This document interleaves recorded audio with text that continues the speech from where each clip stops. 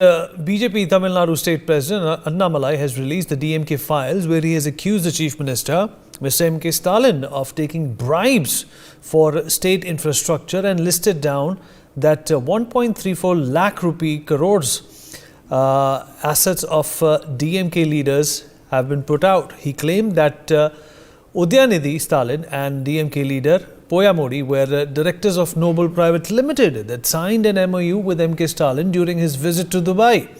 Annamalai also claimed that Stalin's son-in-law, Sabarisan, has ties with the St. George's Bank and Westpac, accused of money laundering in various countries across the world.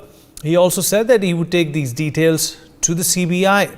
The DMK, in their response, called all charges unfounded and baseless and gave Annamalai a time period of 15 days to submit documented evidence or face defamation suits from all mentioned leaders. So is there substance in the corruption allegations in this, or once again are we looking at vendetta politics? I think if Mr. Annamalai is talking about both exposing AIDMK and DMK altogether and all the parties that were involved in some kind of a corruption in the past, and I think that would be a very historic move, and that will be setting up a absolutely fresh narrative to the state politics of Tamil Nadu. All right, Rajalakshmi Joshi also joins us on the program. Rajalakshmi, what do you make of what's going on over here? The DMK being accused of having assets worth lakhs of crores of rupees. As a layman or as a citizen of this country, you often figure as when political parties also get their hands dirty and fight elections, how do they manage to give televisions and washing machines and bikes and whatnot during their campaigns? Does this answer that question? A very good afternoon, Vineet. And yes, sometimes during these election campaigns, it is shocking to see the kind of freebies that some of these leaders they dole out. And yes, that kind of answers that sometimes some of these leaders they claim that not 1 rupee was found in my house, not 1 rupee was found in my office. You know whom we are speaking about.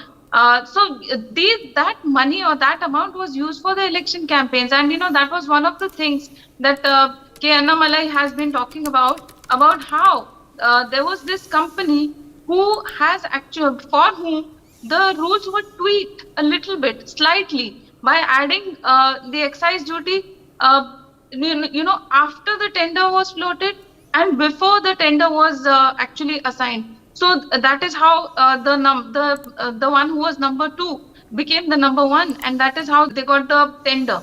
And the same company, they got a black mark in the US and in some other countries because then they were found to be bribing government officials. So he has very specifically mentioned all these things, and that amount was used for election campaigning in I think 2011, I think he's talking about. So he is very specifically talking about certain cases, and I'm sure that he, Mr. Anurag Naidu was just talking about how he being an IPS officer himself, he knows the law very well.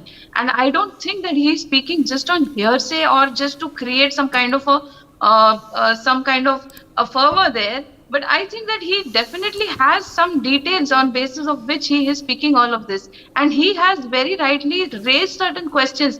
And he has said that he is going to not spare anybody, no single political party that has ruled over Tamil Nadu is going to be spared for cases of corruption. So he has spoken about all these leaders. He has asked about how certain leaders, they got money to float their film production companies, how certain leaders have been able to they have been building so many assets for themselves. And about how Mr.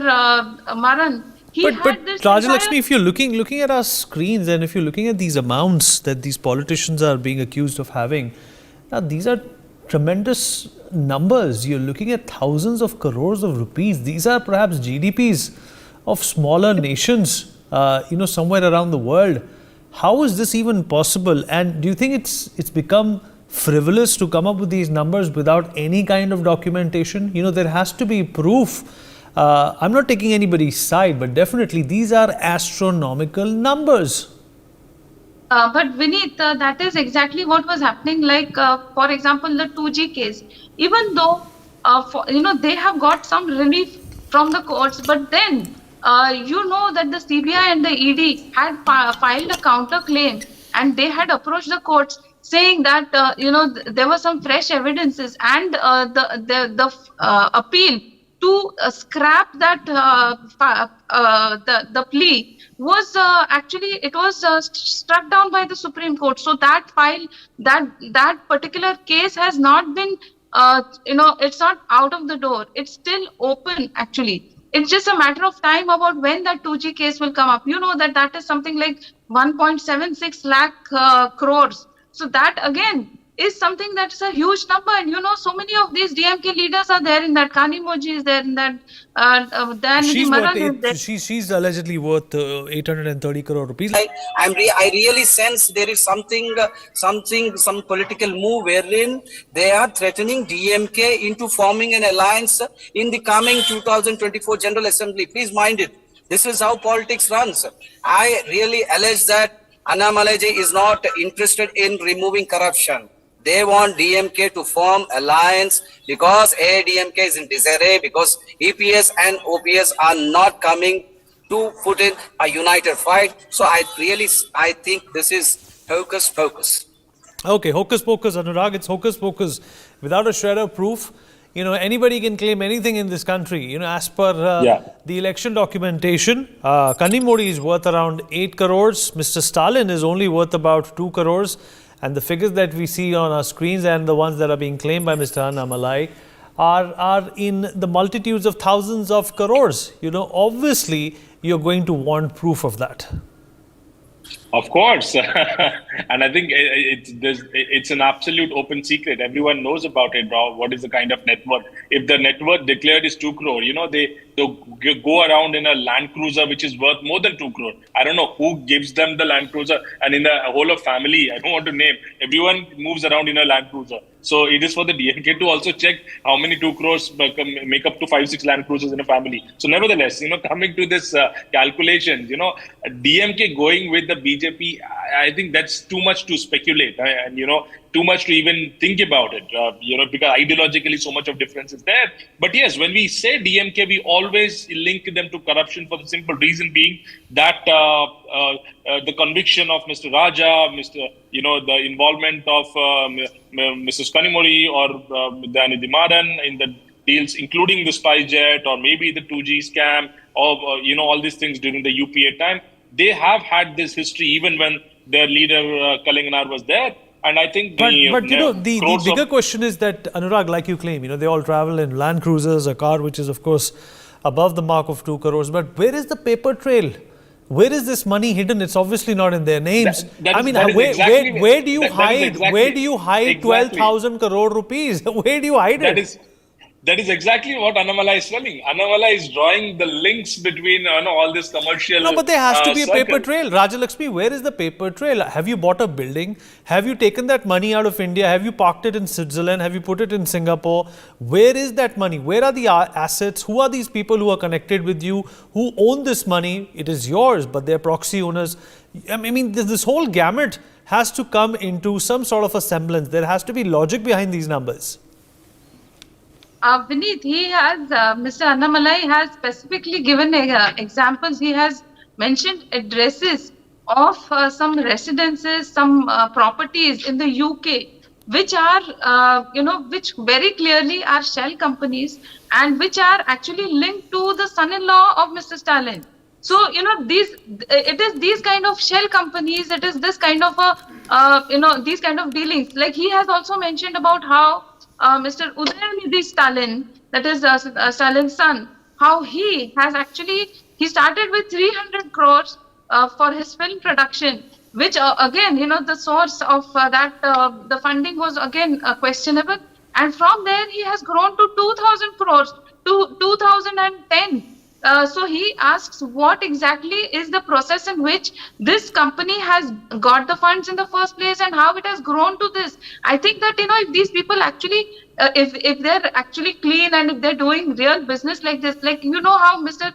Chidambaram, he speaks about how he grows cauliflowers and he gets so many crores. So if these people were to share their secret about how they can, in a clean way, they are able to make all this kind of money, I think the entire country would prosper. On a serious note, So where is these are the Udhya? kind of Where is Udyanidhi's cauliflower field? I would want to know that. that is, he is making movies. So, but how is he getting so many funds, and how is he growing from 300 crores to 2010 crores, and how, in what way is he doing all of that? So those are the questions being asked, and about the shell companies of the son-in-law, and about how the metro tender was tweaked. There are specific examples, Vineet. So he has put down all of this, and there is this questionnaire, and all the DMK needs to do is answer these questions, or if they find that there is something, some considerable evidence to show that there is any defamation, then put a suit against Mr. Annamalai. I mean, what is stopping any of them? And as far as Mr. Virupaksha or about Suvendu Adhikari or anybody else goes, I don't think the Okay, BJP Vijay. is grabbed All right, Vijay cases. doesn't. I am saying this is a pure political move by Mr. Annamalai, eyeing some victory, some good victory, because I still think that BJP hasn't taken root in Tamil Nadu. Well, we are throwing around crores of numbers over here, like French fries at a McDonald's. But the fact of the matter is that, the burden of truth has to be with the person who's making these accusations. And for now, let us also allude to the example of what's happening in Delhi.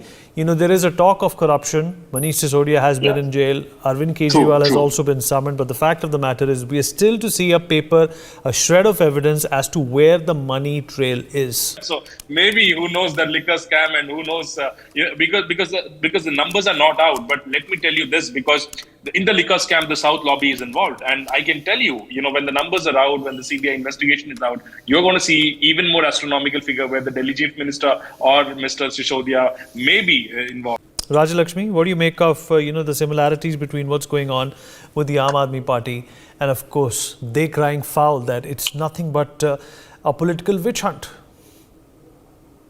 Vineet, it has become very convenient for anybody who is in the clutches of the ED or the CBI to say that this is political vendetta. But then, there are, like I was talking about, specific evidences. So the CBI, ultimately, there is a reason why Mr. Manish Sisodia or Mr. Satyendra Jain is not getting bail. So you cannot keep questioning, or you cannot keep talking about how all these agencies are compromised and only Mr. Arvind Kejriwal and his people are the Imandar people. I mean, that is ridiculous to say. So he keeps talking about how if the judiciary speaks against him, then the judiciary is compromised. So if ED is talking about something, then the ED is compromised. You cannot keep saying that. So at some point, we have to have some trust in our agencies, and they have put out all these. But Rajalakshmi, you on a number of occasions in the past have also said that the DMK, has been corrupt. Have these numbers surprised you? No, because we have heard of all these cases in the past also. Like I have spoken about the 2G case. If you look at the 2G case, the number was astronomical, and the people involved in it, Mr. Maran had an entire telephone exchange in his own house. So when in Tamil Nadu, the leaders are larger than life, and the corruption also has been larger than life. So this is something that I have found very strange in Tamil Nadu, and I think that there has to be an end to it. And that is why Mr. Annamalai has said that he is going to bring out not just the DMK but the AIADMK also. So it is not a question of making new alliances. The BJP, in fact, is trying to completely make inroads into Tamil Nadu with proper organization and right from the booth level. So they are not talking about alliances there. But they are talking Rajalakshmi, about. Unfortunately, we've run out of time. Appreciate everyone being a part of this conversation. Thank you so much for your perspective.